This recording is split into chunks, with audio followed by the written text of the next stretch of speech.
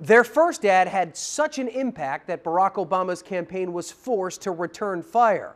The Americans for Prosperity are back on the airwaves in Virginia, driving home the same point about the president's role in the Solyndra scandal.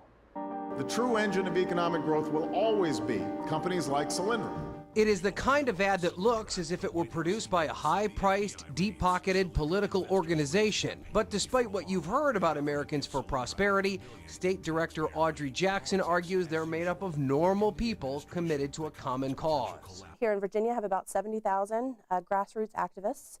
And we stand for principles of limited government, free market values. Jackson, who once worked for Attorney General Ken Cuccinelli and for Republicans in the General Assembly, is responsible for connecting volunteers with their leaders and help get their voices heard.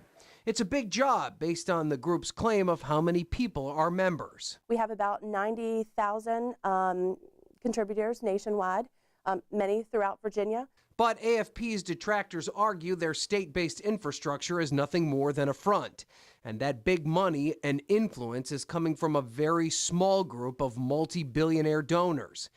Jackson claims those people have never met the AFP volunteers. Sure, we have some large contributors and we have some small ones. It's folks that share in our values. The group has spent millions on ads, but we will never know where that cash specifically comes from. Our donors have entrusted us with that, and we feel like we need to respect their privacy. Something that won't change unless the law does.